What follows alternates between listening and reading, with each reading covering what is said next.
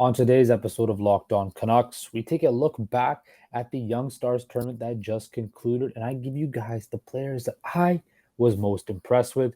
We'll take a look at the Canucks' third line, a chance for this unit to be the do-it-all line that I'm very excited about. And finally, who are some moves the Canucks could do during training camp, and what's up with the Bo Horvat contract situation?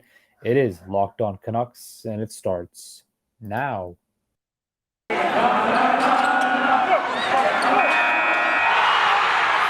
You're Locked On Canucks, your daily podcast on the Vancouver Canucks. Part of the Locked On Podcast Network, your team every day. What is up, everybody? Welcome back to Locked On Canucks, a show that keeps you locked in on all things Vancouver Canucks. Of course, I'm your host, Justin Pooney. You can find me at Twitter at _Process Sports. That's _ PROCE SSSPORTS. That spells Process Sports. And do not forget the underscore in the front. You can also find me on Instagram at Process Sports with an extra C in the process. Also, make sure you go on YouTube, type in Locked On Canucks. Will be the first thing that shows up because we are the show that keeps you locked in on all things Vancouver Canucks. And also, I want to thank you for making Locked On Canucks your first listen of the day. As I mentioned in that cold open, today's show, we're going to look back at the Young Stars tournament that concluded. I'll give you guys some players that I was very, very impressed with. Then we'll dive into the Canucks' third line and continue our player grouping projections as training camp is. It's here. So we're going to be going through that. And then we'll talk about the potential defenseman moves. Defenseman retired. A couple defensemen retired today. One was the one that I was pushing for the Canucks to go after. And then finally, we'll just recap on what's going on with the Bo Horvat contract situation. So without further ado, without wasting any more time, let's just get right into it. So the Young Stars tournament concluded the other day, and it was a great opportunity for fans to see the Canucks Young Stars, exactly what it was for. The Canucks did not have a bad tournament. They were 2-1. They had victories over Calgary and Winnipeg. And while most of the Canucks high-end draft picks, like Jonathan Lekarmak, who was the first-round pick, did not play, there was a lot of players that did catch my eye. And one of them was Tristan Nielsen. Yes, Tristan Nielsen. Many of you do not know who he was. He was a former Vancouver Giant who was signed by the Abbotsford Canucks back in 2021 after he finished his WHL season. He had 11 points in 41 games. He's now, he progressed to get some power play time. And he's entering his second season. He should be in the top 6 in Abbotsford. He made a very good impression, especially because he's been playing under coach Jeremy Colleton, who will be the coach in Abbotsford. He scored twice, and he showed chemistry with Danila Klimovich, who I will touch on in a second. He played physically. He showed off his speed. He scored a beautiful goal against Calgary, which, if you saw on social media, was a very nice goal. I can see him projecting to be maybe not a everyday NHL player, but a guy that could be, potentially, fighting for a contract in the NHL, and maybe, getting some more time in case injuries come up, and, being like that pro depth player, a guy that can bounce back and forth on a two-way deal. It can fill in at the NHL level sparsely and also be a contributor on the AHL level. I talked about him a second ago. Danila Klimovich, the 2021 second-round pick, entering his second season with the organization. He had 18 points in 62 games in the AHL. And he showed, every time he touched the puck on the weekend, it showed why he was, a high second-round pick. He's ready to take the next step. I think everybody kind of witnessed that. His passing, his playmaking, he played much smarter. You can tell that of the ability to play in North America grew on him. And he's understanding the American game, and he's playing. That hockey sense is there. That hockey sense has been building. When I saw what he was doing in the offensive zone, instead of he was moving around the zone trying to find open space. He scored a goal, and he was able to find some open ice on the side of the net to go to those tough areas and put it past the goalie. And that's what I want to see from young players. Sometimes when we look at young players, we kind of caught up in the highlight reel goals and the highlight reel plays. We get it lost. Sometimes we lose the fact that, hey, like if they make the smart plays, they do this little things like finding open ice in the offensive zone to get, yourself in a position where you can score. That's just as big as playing, showing flashes of high level skill, because it shows it's sustainable. It's a sustainable amount of success, sustainable amount of skill set that can translate over to the pro game. And when I saw what he was doing, I think, he can make be a go-to guy in Abbotsford. Now, with these guys like, Tristan Nielsen and Danilo Kimovic, I'm not saying they're going to make an impact in the NHL right now. Who knows? They might never. But if they can just add organizational depth, and guys that can, fill a hole in the organization in case injuries pop up, can fill in admirably in the big club when it is recognized upon them. That's a win itself. Sometimes we get all consummated about, oh man, like this second round pick needs to pan out to be X, Y, and Z. Well, if that's not the case, but they can fill a role and be a pro player in this organization depth-wise, that could be just as big as of a coup, because, they fill a certain role that you will need. Injuries are bound to happen. Players are bound to get hurt. So having that organizational depth is key. The next player will be Linus Karlsson, excuse me. It's been a while for him. He was drafted in 2018 in the third round. He's finally, be able to make his presence felt in North America. He's one of the top players at this tournament this year. He scored 3 times, including 2 times against the Oilers. He's been with the Canucks since 2019. He's now 22. And I expect a 22-year-old at this age to be a player in the AHL at least. He has to play in the American League, maybe the NHL. He showed a lot of confidence. In that goal he scored against the Oilers, I believe, where he beat the goalie up high. I think he was beside the net. He was at a tough angle. He was able to roof it, and that was very impressive. He has the skill set. I'm kind of worried about, if his game can, his physicality and his skill set can, transfer over. But he's 22. He dominated in a tournament where there was a lot of younger players, as he should. So, you know what? I'll give him credit for that. He was supposed to dominate. He was very dominant. He looked very, very well in this tournament. So I'll give him credit for that. Now, I hope to see him play in North America more. Like I said, we haven't seen this player enough. It's been a long road. And now we're finally getting a chance to see Linus Karlsson play in North America and see how his game is, what his game is all about, and how he can develop going forward, and maybe even make that push to the NHL, because he has a skill set like that.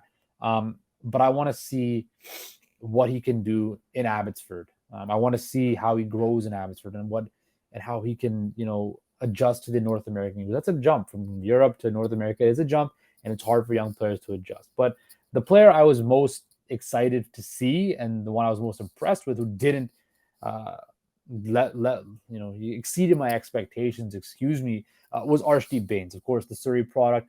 He came off a successful season where he led the WHL in points. A career signed with the Canucks. He was a late bloomer, but I saw a lot of good stuff from Arshdeep in this tournament. It was the strong defensive play, physicality. He took the puck to the net, scored the first goal of the tournament for the Canucks, and he did not look out of place. Even with players that were drafted on anything, he fit right in. But the thing that I liked the most about Arshdeep Bains that really excited me was his hockey sense. He was able to read the defense, read the play. He looked very good, very comfortable out there, and not out of place. And I'm looking, as I said the other day, I'm looking very much so to seeing Arshdeep Bains play in Abbotsford. Like I said, a guy from Surrey, a guy who's from a visible minority, the Punjabi community, who will be an attraction for fans in Abbotsford, and people from the lower mainland will want to go see this guy play because kids can relate to him. They can see this guy, and he's even spoken about how it means so much to him, and that's something awesome to see. We see a lot of these pro athletes that don't embrace, playing in or being a part of an organization where they're from, because all the pressure and stuff like that. But with this guy, man, he's showing that he wants to do it, and he takes it seriously. So I love what I've seen from Arshdeep Bains, and not only on the ice, but off the ice as well. And I think he's going to have an impressive season in Abbotsford this year. And I'm rooting for him. And I know all of Vancouver's rooting for him, because we want to see him do well. So those are the four guys that really, after this tournament, kind of impressed me as I kind of walked away from this tournament. That will do very well, and I think all four of these guys will. I'm not too sure if they're going to make any impact in Vancouver, but in Abbotsford, they will definitely be main key cogs in Abbotsford this year. And when I'm back home, I will not only try to go to a Canucks game, but definitely also try to go to an Abbotsford Canucks game. So that were my biggest takeaways from the Young Stars tournament. Coming up after this break, I'm going to coming after this break, we're going to dive into the Canucks' third line as we're looking at our player projections and kind of what can we expect from them. But first things first, though, I want to talk to you guys about the fine folks at betonline.net. BetOnline is, of course, your number one source for all your pro and college football betting needs and sports info this season. Find all the latest football league developments, game matchups, news, and podcasts, including this year's opening week games. BetOnline is your continued source for all your sporting wagering information, including live betting, esports, and scores. The fastest and easy way to check in on all of your favorite sports and events, including MLB, MMA, boxing, and golf. Head to the website today or use your mobile device to learn about the trends and action. Bet online, where the game starts. Okay, welcome back to Locked On Canucks, the show that keeps you locked in on all things Vancouver Canucks. So we talked about the Young Stars tournament. Now we're going to continue on with our player roster projections and how the hell this stuff's going to all figure out. So I talked about the Canucks fourth line the other day. Excuse me, as you guys on YouTube saw, I took a sip of my green tea. I'm dealing with a bit of a sore throat, so the green tea definitely a major key for that. But yeah, so we talked about the Canucks fourth line. Today we're going to go look at their third line. And this line, I believe, is going to feature the likes of Vasily Podkolzin. So I'm looking at daily faceoff. They have their projected Canuck lineup back from July. Now, do I completely agree with this? No, but let's just play it as it is. So Jason Dickenson will be the center, Ilya Mikheyev, and Vasily Podkolzin. I don't know if it's going to be like this. I would actually see Podkolzin on the second line and Garland on the third line, but let's just play it like this. I think this line can be very impressive. We know what Ilya Mikheyev can bring into this roster. He can score goals. He scored 20 goals last year. He'll be key on the penalty kill. He'll be a create zone chance with his speed, and he has that skill set. Vasily Podkolzin, you know how high I am on him. I think his work ethic is impressive. I love everything about the kid. I think he's destined to be a top six player. That's why I want to see him start the season off in the top six. But he plays, again, both those guys play kind of that two-way sandpaper-ish game that they're not afraid to get into the dirty areas and play that game. Now, not Connor Garland. Jason Dickenson was brought in to be the third line center last year, and it did not work out whatsoever. It failed horribly. He did look like he forgot how to play hockey, Jason Dickenson, and everybody wanted him gone this offseason. And of course, the Canucks couldn't get rid of him because nobody wanted to take on that contract.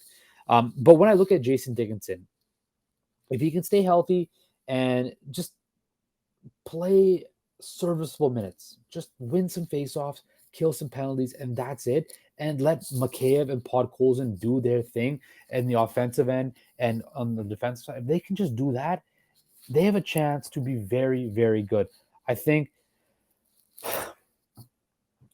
with this third line, when I look at a third line of an NHL team, right? When I look at what I want my third line to be, I want it to be a line that can match up against another team's top six and shut them down. Well, Ilya Mikheyev, Jason Dickenson, and Vasily Podkolzin, Podkolzin maybe not so much, but they can play in the defensive end and they can be responsible in there. I want to see Podkolzin be a bit more, be responsible in the defensive end and continue to grow that aspect of his game.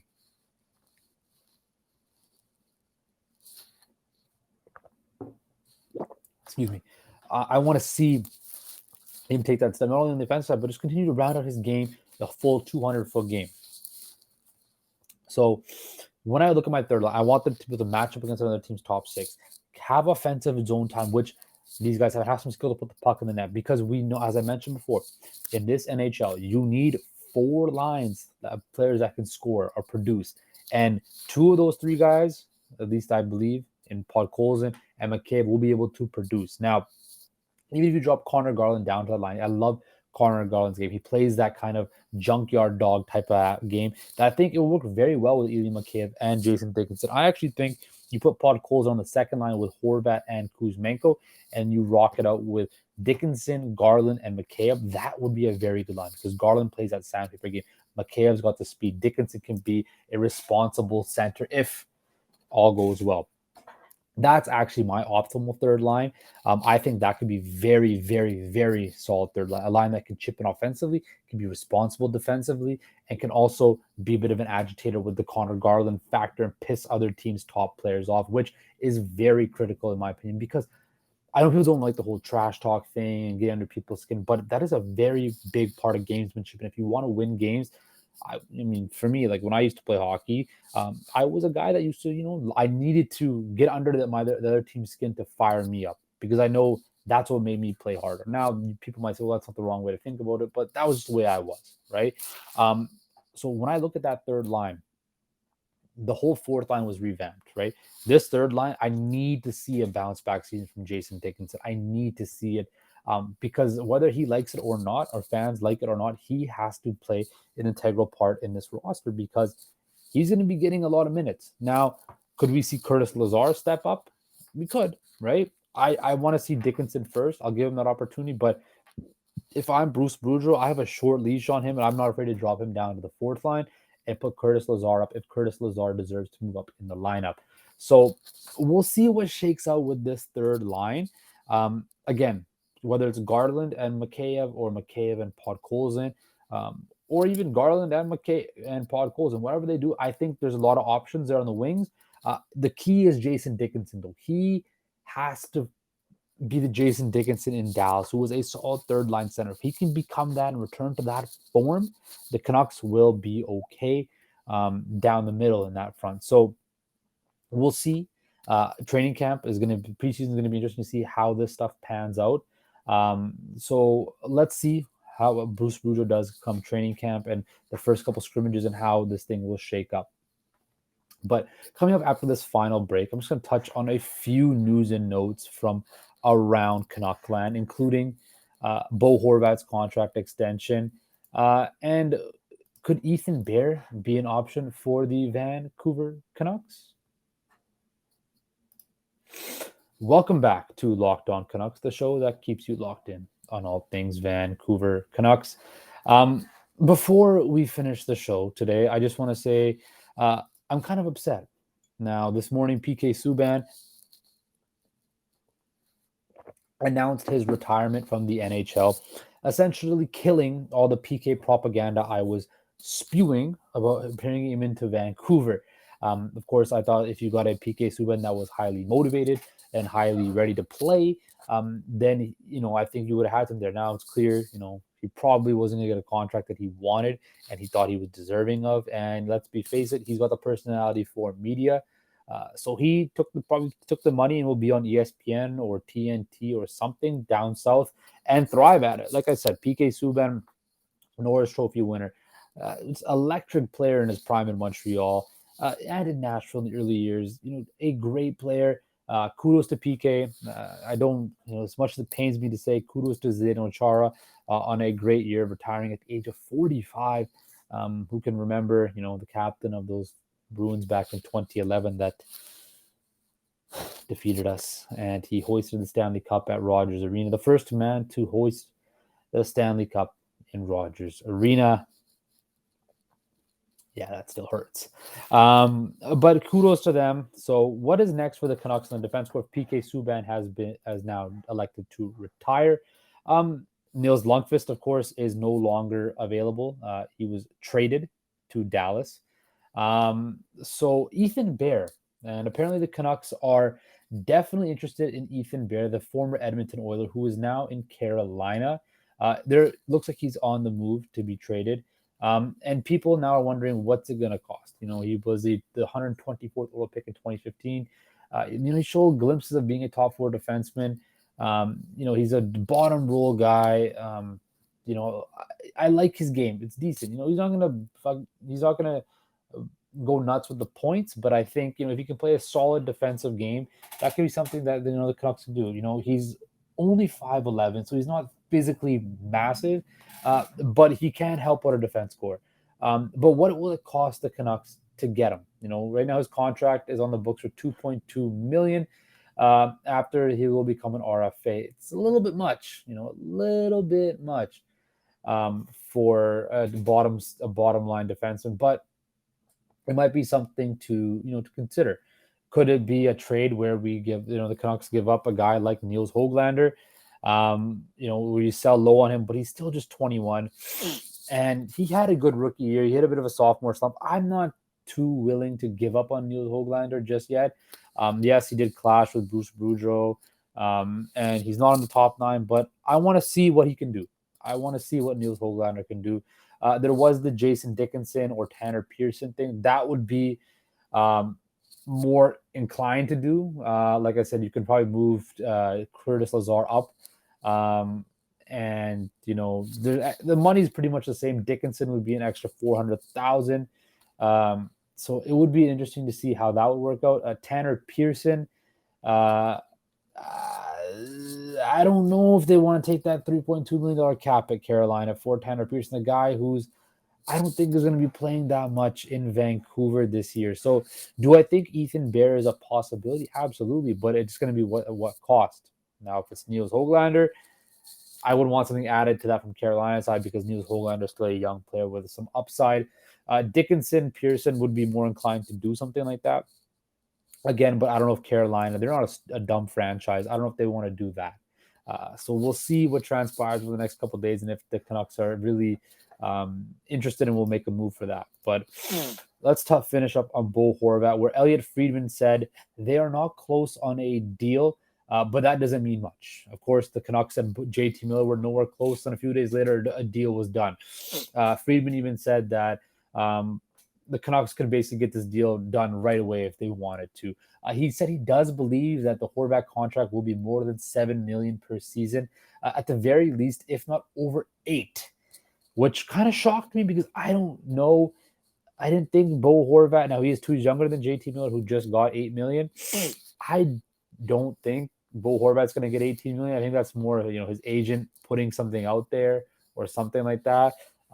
So like I said, guys, I'm kind of wary on that. I think the Horvat contract gets done probably the next couple of days. If I was to make a bet on it, I would say by Friday, this contract is signed, sealed, and delivered, mostly because the Canucks like to get their deals done on Friday. So I think there's nothing to worry about. Like I said, they're not going to trade him. Patrick Allvin said he's a part of the core. Bo Horvat will be here. He'll sign the full long-term deal, all of that. I think it's just getting the right number, probably, whether it's going to be a signing bonus, all that little small details, and no trade clause, how that's going to work out. So I don't have a worry about the Bo Horvat deal. That's going to get done. And once that gets done, it will conclude a very successful offseason in the Vancouver Canucks, in the realm of things, I believe. So I think, the Canucks, had a very good offseason. I'm excited for training camp to start. It's right around the corner. Preseason games are only a few days away. I can't wait. I cannot wait, guys. I am so fired up for the season to start. And remember, keep it locked in to Locked On Canucks, your first listen every day. Tomorrow, we'll dive into the Canucks' second line. We're getting to the top 6 now. We're going to get all the nitty-gritty and all the fine details. Talk more with the Canucks, more about as we prep for training camp. But now, I want you to make your second listen Locked On NHL. Locked On experts give you a daily 30-minute podcast on all things NHL all year long. Stay up to date on everything in the hockey world. Locked On NHL, your daily 30-minute NHL podcast. Guys, take care, stay safe, and I will talk to you